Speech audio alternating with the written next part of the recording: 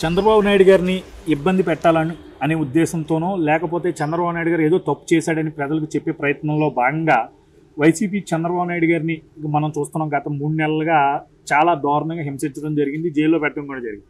అయితే వరుస పెట్టి 6 కేసులు నమోదు చేయడం జరిగింది. ఈ 6 కోర్టు పరిధిలో ఇప్పుడు చంద్రబాబు నాయుడు గారికి రిలీఫ్ వచ్చింది. అంటే ఇంకా చంద్రబాబు నాయుడు గారి మీద ఎలాంటి యాక్షన్ తీసుకోవద్దు, చంద్రబాబు నాయుడు గారు రాజకీయ కలాపాలు సజావుగా తాను సాగించుకోవచ్చు అంటూ చంద్రబాబు నాయుడు గారికి ఇప్పుడు ఒక రకమైనటువంటి ఫ్రీడమ్ ఈరోజు కోర్టులు కల్పించడం జరిగింది. ఒక రకంగా చంద్రబాబు నాయుడు గారు తప్పు చేయలేదనే సంకేతమే. అంటే కోర్టు ఏదైనా ఒక మాట చెప్పిందంటే ఖచ్చితంగా తన మీద ఎలాంటి ఆరోపణలు లేవు, తన మీద ఎలాంటి ఏదైతే ఎలిగేషన్స్ చేశారో దానికి సరైన ఆధారాలు లేవు అనే ఉద్దేశంతోనే కదా ఏదైనా ఒక స్టేట్మెంట్ ఇచ్చిందంటే. సో ఇప్పుడు చంద్రబాబు నాయుడు గారు చాలా నీట్గా క్లీన్గా రా కదలరా అంటూ కార్యక్రమాలు నిర్వహించుకుంటూ ఆయన రాష్ట్రం అంతా పర్యటనలు చేసేస్తున్నారు.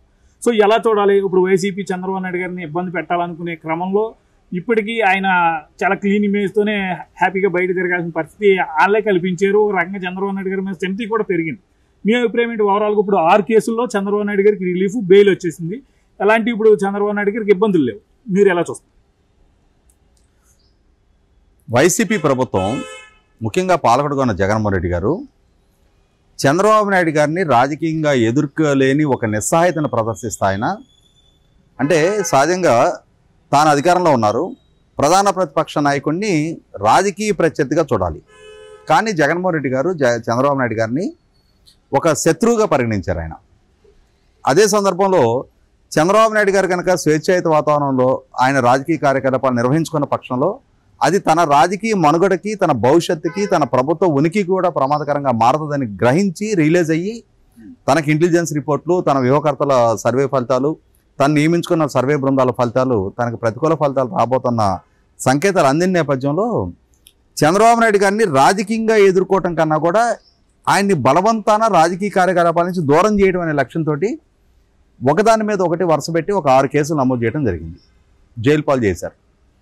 సహజంగా అంటే ఆ కేసులు నమోదు, ఆ కేసులు ఆరోపించబడ్డ ఆరోపణలు, అంటే మోపబడ్డ నేరారోపణలు, ఆ కేసులు విచారణ జరిగిన తీరు, చంద్రబాబు నాయుడు గారి అరెస్టు, ఇవన్నీ కూడా ప్రశ్నార్థకంగానే ఉన్నాయి.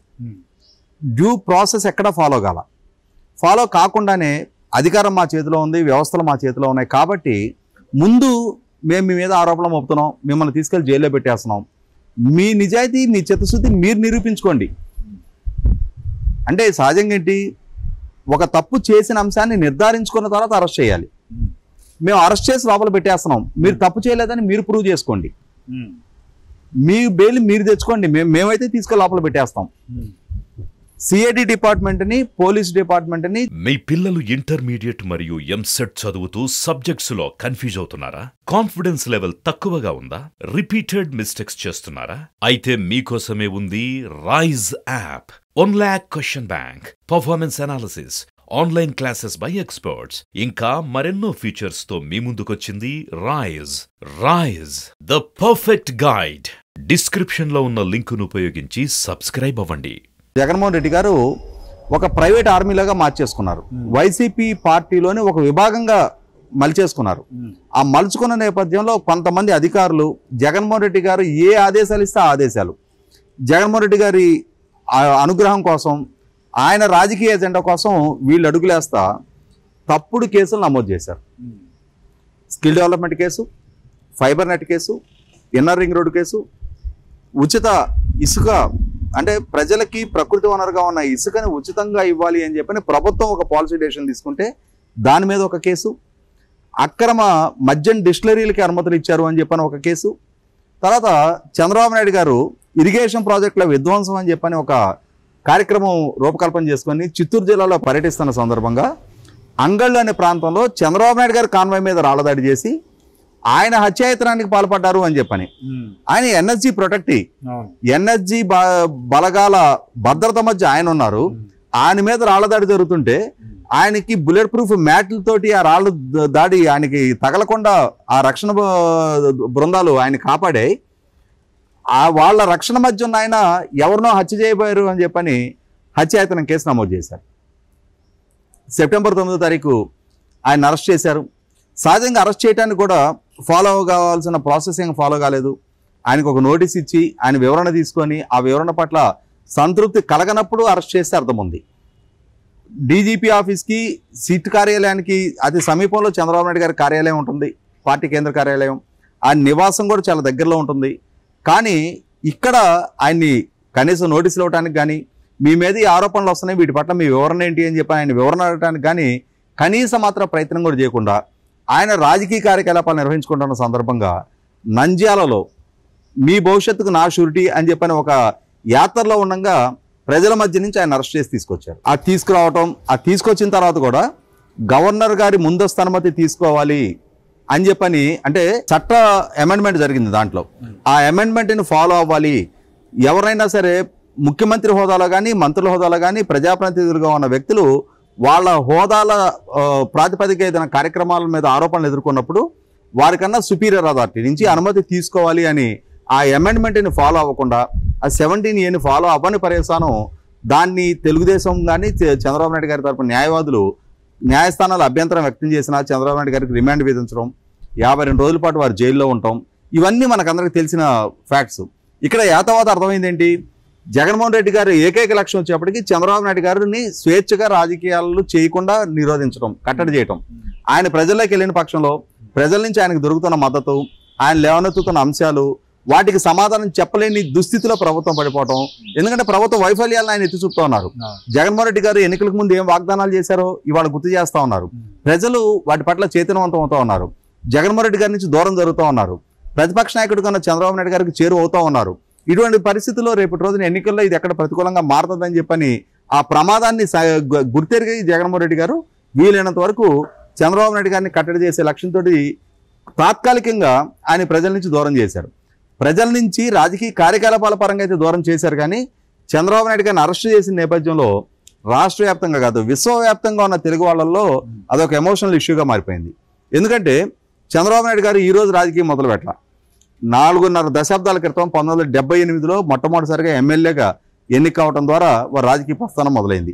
1995లో మొట్టమొదటిసారిగా ముఖ్యమంత్రిగా బాధ్యతలు చేపట్టడం ద్వారా చంద్రబాబు నాయుడు గారిని పాలకుడిగా ప్రజలు ప్రత్యక్షంగా వారి పాలన తీరు, వారి నిర్ణయాలు, వారి రాజకీయ జీవితం ప్రత్యక్ష అనుభవంలోకి రావడం మొదలైంది.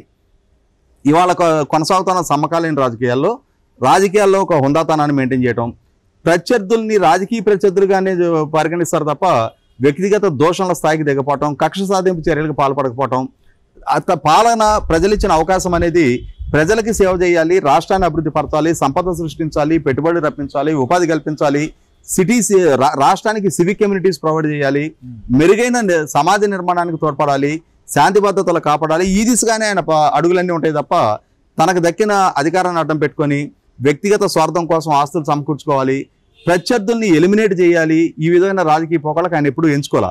ఇటువంటి సందర్భంలో ఒక హుందాయిన రాజకీయాన్ని నడిపిన చంద్రబాబు నాయుడు గారికి ఇటువంటి పరిస్థితి ఎదురుకావటం, ప్రభుత్వం తీసుకొచ్చిన ఈ పరిణామాల నేపథ్యంలో ప్రజలు ఆవేదనతో రగిలిపోయారు.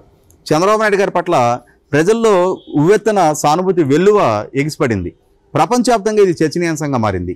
దేశవ్యాప్తంగా చంద్రబాబు నాయుడు గారిని మీద నమోదు చేసిన ఈ అక్రమ కేసులు, ఆయన్ని అరెస్ట్ చేసిన తీరు, అన్యాయంగా వ్యవస్థలను అడ్డుపెట్టి జగన్మోహన్ రెడ్డి గారు చూపిస్తున్న కక్ష సాధింపు ధోరణి ప్రజల్లో చాలా విస్తృతంగా చర్చనీయాంశంగా మారిన నేపథ్యంలో అంటే ప్రజలు ఆవేదనతో రగిలిపోతూ ఉన్నారు. అటువంటి సందర్భంలో మొట్టమొదటిగా వారి ఆరోగ్య సమస్య కూడా, అంటే ఆరోగ్యపరంగా కొంత ఇబ్బందికరమైన పరిస్థితులు ఎదురవుతున్న నేపథ్యంలో చివరికి ప్రతి అంశంలో కూడా సుదీర్ఘ పోరాటం చేయాల్సి వచ్చింది. వారికి స్కిన్ డిసీజ్ ఉంది. ఆ డిసీజ్ ఉన్న నేపథ్యంలో ఆ మండు టెండర్లో, అంటే వాస్తవంగా సెప్టెంబర్ నెల అయినా కూడా ఏంటంటే ఎల్నినో ఎఫెక్ట్ తోటి ఈ సంవత్సరం విపరీతమైన ఎండలు ఉన్నాయి. ఆ ఎండలు ఉన్న నేపథ్యంలో వారికి ఎలర్జీ పెరుగుతూ ఉంటాం.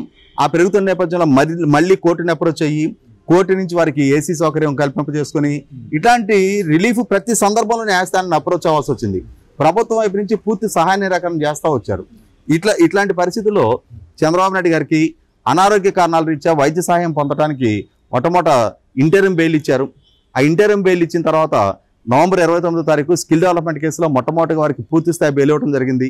నవంబర్ 29 నుంచి ఆ బెయిల్ అమల్లోకి వచ్చే విధంగా నవంబర్ 28 వరకు ఇంటరిమ్ బెయిల్ ఉంది. 29 నుంచి ఈ బెయిల్ అమల్లోకి వచ్చే విధంగా 29 నుంచి వారు రాజకీయ కార్యకలాపాలు కూడా నిర్వహించుకోవడానికి అనుమతిస్తూ బెయిల్ రావడం జరిగింది. ఈలోగానే అంగళ్ళు దగ్గర జరిగిన అటెంప్ట్ మర్డర్ కేసుకు సంబంధించి దాంట్లో ముందస్తు బెయిల్ రావడం జరిగింది. తర్వాత ఫైబర్ నెట్ కేసు ముందస్తు బెయిల్ కోసం గౌరవ హైకోర్టులో ఫైల్ చేసుకుంటే అక్కడ రిజెక్ట్ చేసిన నేపథ్యంలో సుప్రీంకోర్టుని అప్రోచ్ అవ్వడం జరిగింది. సుప్రీంకోర్టులో ఇప్పటికీ అది పెండింగ్ ఉంది. వారికి 6 కేసుల్లో 5 కేసుల్లోనే బెయిల్ వచ్చింది. ఇప్పటికీ ఫైబర్ నెట్ కేసు సుప్రీంకోర్టులో ఇప్పటికీ పెండింగ్ ఉంది. కాకుంటే సుప్రీంకోర్టు ఏం చెప్పిందంటే ఈ విచారణ పూర్తయ్యే వరకు ఈ కేసుకు సంబంధించి చంద్రబాబు నాయుడు గారి మీద ఎటువంటి దుందుడుకు చర్యలు తీసుకోవద్దు, వారి మీద ఎటువంటి చర్యలు తీసుకోవద్దని సుప్రీంకోర్టు ఆదేశాలు ఇవ్వడం జరిగింది. కాబట్టి ఫైబర్ నెట్ కేసు సుప్రీంకోర్టులో ఏ రోజు పరిష్కారం అయినా సరే అప్పటి వరకు అంటే సుప్రీంకోర్టు ఆదేశాలకు లోబడి సిఐడి ఎటువంటి చర్యలు తీసుకోవడానికి వీల్లేదు. ఇక మిగిలిన 3 కేసులు అంటే ఫైబర్ నెట్, స్కిల్ డెవలప్మెంటు, అంగళ్ళ కేసు, ఈ 3 తీసేస్తే మిగిలిన ఇన్నర్ రింగ్ రోడ్డు, లిక్కరు, ఇసుక, ఈ 3టికి సంబంధించి గౌరవ హైకోర్టు ద్వారా నిన్న ఒకే రోజు 3 కేసుల్లో కూడా ముందస్తు బెయిల్ రావడం జరిగింది. ఈ ముందస్తు బెయిల్ వస్తూ కూడా వారికి ఏమి అంటే సహజంగా ఇంపోజ్ చేసే కండిషన్స్ ఉంటాయి. ఈ కేసు గురించి మీరు రాజకీయ నాయకులు కాబట్టి బయట విస్తృతంగా దాన్ని చర్చనీయాంశం చేయొద్దు, బెయిల్ కండిషన్స్కి లోబడి ఉండాలి. సిఐడి అధికారులను కూడా మీరు చంద్రబాబు నాయుడు గారిని ఏదైనా విచారణ చేయాలి అనుకుంటే వారికి 2 రోజుల ముందు నోటీస్ ఇవ్వాల్సిన అవసరం ఉంటుంది. ఆ నోటీస్ ఇచ్చిన సందర్భంగా మీరు విచారణకు సహకరించాలి, ₹1,00,000 పూచీకత్తు సమర్పించాలి. ఇటువంటి యూజువల్ కండిషన్సే తప్ప మీరు రాజకీయాలు చేయడానికి వీల్లేదు, మీరు బహిరంగ సభలు పెట్టడానికి వీల్లేదు, మీరు ర్యాలీలు తీయడానికి వీల్లేదు అనే కండిషన్స్ ఏం పెట్టలేదు. రాజకీయంగా వారి ప్రచారం వారు చేసుకోవచ్చు, ఎన్నికలకు సమాయత్తం కావచ్చు, వారి శ్రేణులకి నాయకత్వం వహించవచ్చు, ర్యాలీలు లీడ్ చేసుకోవచ్చు. ఇటువంటి వాటికి ఎక్కడా ప్రతిబంధకాలు కల్పించలేదు. కాబట్టి ఇప్పటికే గౌరవ హైకోర్టులు ఇచ్చిన వెసులుబాటుతోటి చంద్రబాబు నాయుడు గారు డిసెంబర్ నెల నుంచే వారు రాజకీయ కార్యకలాపాలు మొదలుపెట్టుకున్నారు. ఇప్పుడు మరింత విస్తృతంగా 25 పార్లమెంటు నియోజకవర్గాల్లో కూడా వారు బహిరంగ సభలు పెట్టుకుంటా చాలా విస్తృతంగా పర్యటిస్తూ ఉన్నారు. ఖచ్చితంగా ఎన్నికలు సమాయత్తం అవుతున్న సందర్భంగా ప్రభుత్వానికి ఇప్పటికే ముచ్చెమటలు పట్టిస్తా చంద్రబాబు నాయుడు గారు చేస్తున్న ప్రచార నేపథ్యంలో ప్రభుత్వం తాత్కాలికంగా చంద్రబాబు నాయుడు గారిని ప్రజా జీవితం నుంచి ఎడం చేయగలిగిన తిరిగి న్యాయస్థానాలు కల్పించిన వెసులుబాట్లతోటి మళ్ళీ ప్రజలతో మమేకం అయ్యి చంద్రబాబు నాయుడు గారు తన పార్టీకి, తన శ్రేణులకి, ప్రజలకి ధైర్యం చెప్తా తను మళ్ళీ అధికారంలోకి వస్తే ఏం చేయగలుగుతాను, ఈ ప్రభుత్వ హయాంలో జరుగుతున్న వైఫల్యాలు ఏంటి, ప్రజలు ఎదుర్కొంటున్న కష్టాలు కడగండి ఏంటి అనే అంశాలని చాలా విస్తృతంగా ప్రచారం చేస్తా ప్రజా జీవితంలో మమేకం అయ్యారు. బహుశా ఈ నెల రోజుల లోపుగానే గౌరవ సుప్రీంకోర్టులో స్కిల్ డెవలప్మెంట్ కేసుకు సంబంధించిన క్వాష్ పిటిషన్ కూడా జడ్జిమెంట్ రిజర్వ్ అయ్యి ఉంది. ఒకవేళ అది కనుక చంద్రబాబు నాయుడు గారికి అనుకూలంగా వచ్చిన పక్షంలో అదే జడ్జిమెంటు మిగిలిన 5 కేసులకు కూడా అప్లికబుల్ అవుద్ది. అంటే 17A గవర్నర్ గారు అనుమతి తీసుకోకుండా చంద్రబాబు నాయుడు గారి మీద కేసు నమోదు చేసిన నేపథ్యంలో ఈ ఎఫ్ఐఆర్ చెల్లుబాటు కాదు, ఈ ఎఫ్ఐఆర్ని కొట్టేయండి, ఇది మెయింటైనబుల్ కాదు అని చెప్పని గౌరవ సుప్రీంకోర్టుని అప్రోచ్ అయిన నేపథ్యంలో అది కనుక చంద్రబాబు నాయుడు గారికి అనుకూలంగా వస్తే అన్ని కేసులు కూడా కొట్టేయబడతాయి. అంటే ఏ కేసుకు ఆ కేసు మళ్ళీ తిరిగి న్యాయస్థానంలో అప్పీల్ చేసుకొని అన్ని కేసులు కూడా అదే వర్తిస్తుంది. కాబట్టి ప్రభుత్వ పరంగా ఇంకొక కేసు అని చెప్పని మరి ఒక కుయుక్తులతో కూడిన నిర్ణయం చేస్తే తప్ప ప్రస్తుతం అయితే ఇక చంద్రబాబు నాయుడు గారు స్వేచ్ఛాజీవిగా వారి రాజకీయ కార్యకలాపాలు నిర్వహించుకునే వెసులుబాటు దక్కింది.